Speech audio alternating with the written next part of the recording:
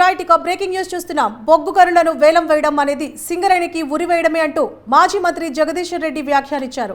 సింగరేణిని కాపాడుకోవడం మనందరి బాధ్యత అంటూ జగదీశ్వర్ రెడ్డి వ్యాఖ్యానించారు. ఇక రాష్ట్ర తాగునీటి ప్రాజెక్టుల విషయంలో ఆందోళన చేశాం. ప్రాజెక్టుల విషయంలో కేంద్రం కుట్రను ఖండించాం. సింగరేణిని కాపాడుకోవడం మనందరి బాధ్యత అంటూ జగదీశ్వర్ రెడ్డి ప్రకటించారు. తెలంగాణ రాష్ట్ర ప్రయోజనాల పట్ల కాంగ్రెస్ పార్టీకి కానీ బీజేపీకి కానీ ఇంకెవరికి కూడా సోయి లేదనే విషయం అనేక సందర్భాల్లో నిరూపితమవుతుంది. కేఆర్ఎంబీ విషయంలో రాష్ట్ర ప్రభుత్వం సోయి లేకుండా వ్యవహరించింది. చిన్న అధికారులపై ఉన్న హక్కుల్ని కేంద్రానికి కట్టబెట్టొస్తే ముఖ్యమంత్రికి కానీ సంబంధిత శాఖ మంత్రికి కానీ ఇతర మంత్రులు కానీ సోయి లేదు. కేసీఆర్ గారు విషయాన్ని బయటికి చెప్తే ప్రశ్నిస్తే ఎదురుదాడి చేసి తప్పించుకునే ప్రయత్నం చేసిండ్రు ఈ దొంగ కాంగ్రెస్ ప్రభుత్వం. కనీసం ఏం జరిగింది అని విచారణ చేసుకొని లోపల మాట్లాడుకోకుండా కేసీఆర్ పైన ఎదురుదాడి చేసి తప్పించుకుందాం అన్న ప్రయత్నం చేసింది.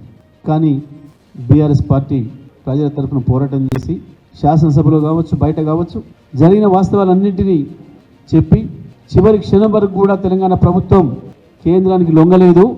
ఎట్టి పరిస్థితులలో కూడా తెలంగాణ ప్రాజెక్టులను కేంద్రానికి అప్పగించే ప్రశ్న లేదు, కేఆర్ఎంబీకి అప్పగించే ప్రశ్నే లేదు అని చెప్పి కరాఖండిగా నిలబడ్డది.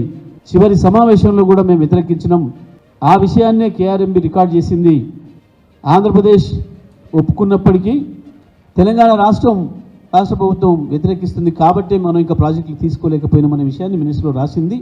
బయటపెట్టిన తర్వాత ప్రజల్ని కదిలించి నల్లగొండలో 1,00,000 మందిని సమీకరించి రైతుల్ని యుద్ధం ప్రకటించిన తర్వాత గప్పుడు నీళ్లు నమిలి తెలంగాణ అసెంబ్లీలో తీర్మానం పెట్టి మేము కేఆర్ఎంబీకి ఇయ్యం మాకు